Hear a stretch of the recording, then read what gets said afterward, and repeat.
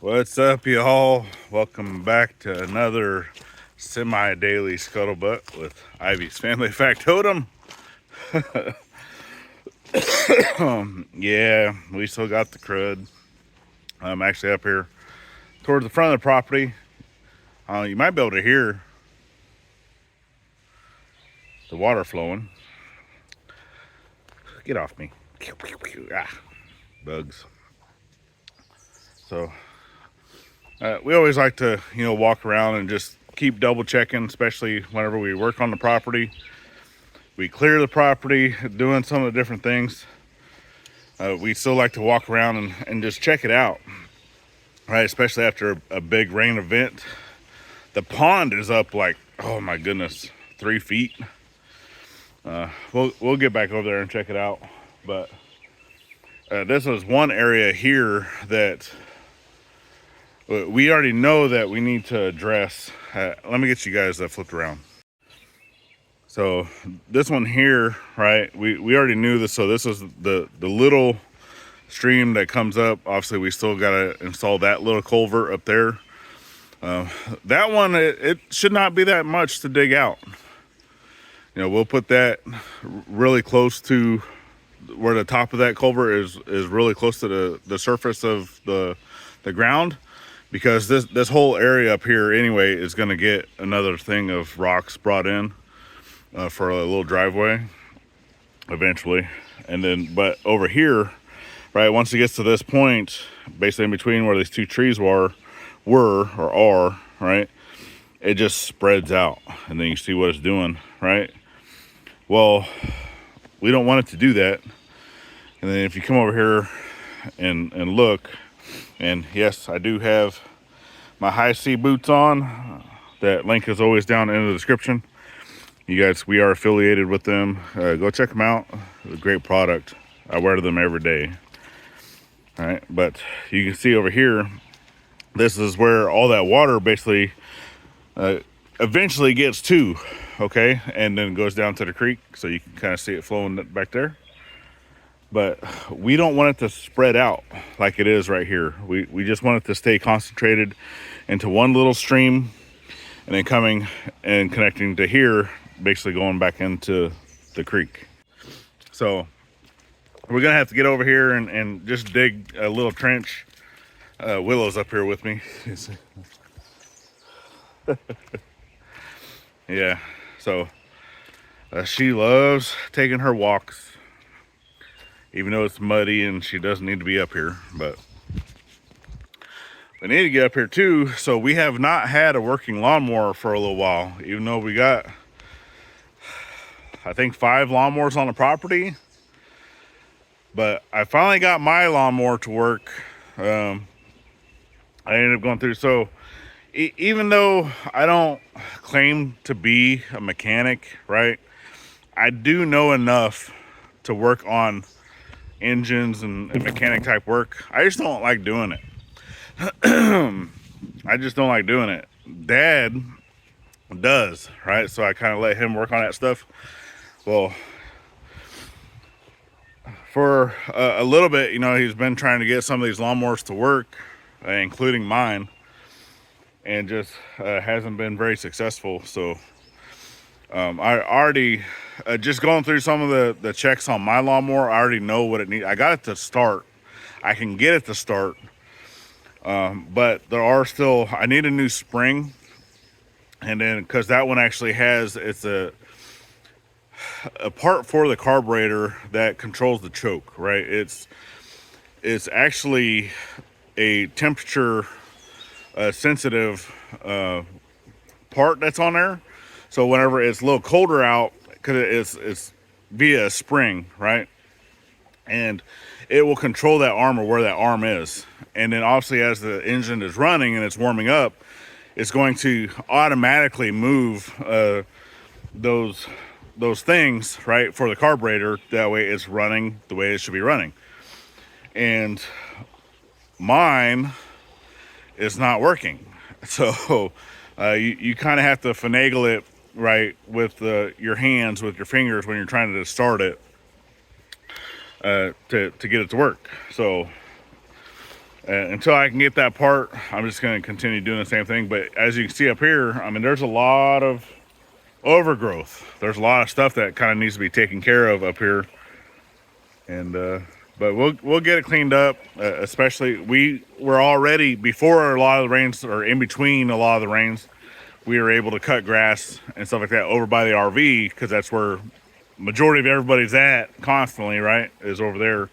So for stuff up here, and I think until, you know, mom and dad are a little up here a little more full time, that, you know, we're not going to be taking care of this overgrowth like on a weekly basis. This is going to be more, we'll let it grow up, we'll kind of come through here, we'll knock it down, let it grow. I mean, we try excuse me, we're trying to keep this area clear where we're still building, right? That we'll come in here, we got the walk behind weed trimmers, got the weed whackers, all that stuff like that. We can keep this area clear for building, but for a lot of the other stuff like that, we're not too worried about it. You know, we'll go through and we kind of clear it out on a monthly basis. Plus right now, you know, it is the rainy season, so we're still getting a lot of rain, a lot of mud, a lot of bugs, right? So it's all part of living where we live. And I wouldn't have it any other way, but of course, we're like, man, I just needed to stop raining so I can get some work done. And then come summertime, it's going to stop raining. It's going to get really, really hot. And then we're going to be like, oh man, I wish we had some rain. And right, that's just nature of the beast. And then it's going to be hot, hot, hot. We're like, man, I wish it was cool off. It's just so hot. And then comes fall and winter, and then it gets really, really cold, and you're like, oh my God, I wish it was warm, right? It just, human nature, right? Never satisfied. So getting one thing, you always want the other. So that's just the nature of the beast. That's how it goes. But no, it's looking good. A lot of the water over here is doing good. I know I didn't really show you guys the creek. It's not as high as I thought it was going to be, so not really a whole lot to see. You know, it didn't even come up over the banks. It did, however, wash away my crawfish trap. So the one that was over by the culvert over there, it got washed away, and I don't know where it's at. So once the water goes down some, I'm gonna have to track it down. But the string, so I did put, it's like 10 foot long, 12 foot long strings on those. I want to say it's 10 feet, and it's the glow in the dark green. So, you know, it should stick out pretty good. And then kind of the same thing, which I had that one tied off to a tree, and I guess it broke the line or something. You know, Dad said it broke the line, but that's pretty impressive. So if it doesn't have the string on it, then it might be kind of difficult to find that trap. But we will see what happens, because I don't know if you see that log right there. It was not there previously. It was further up there, and it washed it up to that location. So I know that we had quite a bit of water come through there. But the pond is up quite a bit. So one of the traps that I have in the pond, which the pond's still not high enough to come up over the overflow, because this whole area right in here is like a dip. That's where the pond overflow is. And we do have a culvert that we'd like to install there. That way, because like we've said before, and if you're new here, we definitely appreciate y'all. Give us that subscribe, especially if you made it this far and you're not subscribed. Greatly appreciated. But this whole area where our power line is eventually going to be a driveway. So we're end up going to do an actual bridge for vehicle traffic, Over there, that's just a temporary bridge for now, and we might even just move that off to the side and we'll keep it as a footbridge and then have a separate bridge for vehicle traffic. So, but we do need to cover that little ditch, but the pond still needs a place to go if it overflows. What are you running from, Willow? And we're gonna have to be careful out here because we've already seen our first copperhead. I seen it when it was a Saturday. So on the driveway, because Gladys and the little one was actually up by the culvert. They were doing just a little bit of fishing in between the rain, which they drove the Jeep over there, right, to do a little bit of fishing. So they weren't walking, but they drove the Jeep over there. And then she forgot a bucket, right? So if we catch fish, put them in a bucket and we either bring them over to the pond or whatnot. But when I was walking over there with the bucket, I also had a coffee cup, right? And I came across a snake and I was like, well, I got nothing to be able to kill this thing. So I ended up calling her and say, hey, you're gonna have to wait on that bucket a little bit. I need to go back and find something to kill this snake with. And I already knew that by the time I came back to the house or to the shop and then went back to the drive, because it was all the way up at where the first culvert is that we installed. And it's a fairly long driveway, right? So, I don't know, our driveway is probably 1/8 of a mile, I would say.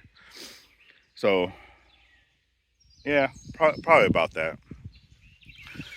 And by the time I got down there, right, it already was gone. So, but Dad did see it later over here by the bridge, jump in to the water. But so that's another reason why we try to keep all this area clear and mowed down, because man, that was a big fish that just jumped. Anyway, I'm being distracted. So we try to keep this area cleared out because the kiddo still rides the bus, right? So she actually has to walk down this across the bridge and all that. So we want to make sure that this area is clear, that she can actually see what she's doing when she's walking to the bus. So, but with a lot of rain though, the bus doesn't even come down here because one of the bridges they have to cross, like it's a worn out concrete bridge, and it does flood. Well, if it's flooded, the bus driver, she does not come across it. I don't know if it's just she doesn't like to do that, or if it's actual like high school policy or whatnot. I don't know. But anyway, a lot of times when it rains, they'll send us a message saying, hey, just meet us up down the road, because one of the other bus stops that's right down the road, where the bus can turn around at, is actually where a chicken house is. So it's a big road, right, to where they can get in there and turn around. Kind of like our little side road, right? It's big enough that a bus can turn in and get turned around. So, yep, that's what's going on. We're just trying to knock down some of this grass since it's been raining a lot.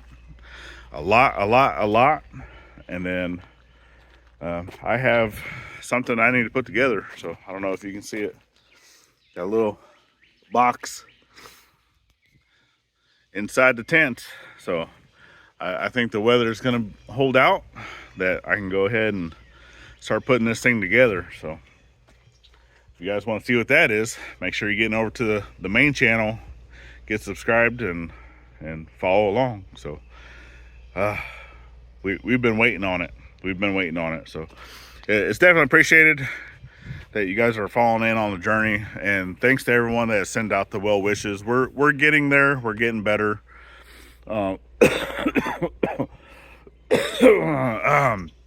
doesn't sound like it, but we are getting better. Everything's breaking up and stuff. So I'm only on day 2 or day 3. Gladys is on like day 6.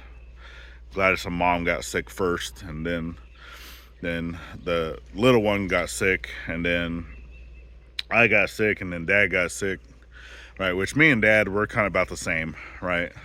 We're on like day 2, but we're not as bad as the girls. So anyway, all right, yeah, that's all I got for you. So definitely thank you guys for following in. Remember, last but not least, always get out there and thank a veteran at every chance you get, not only on Veterans Day. And we'll see you on the next one. Later, y'all.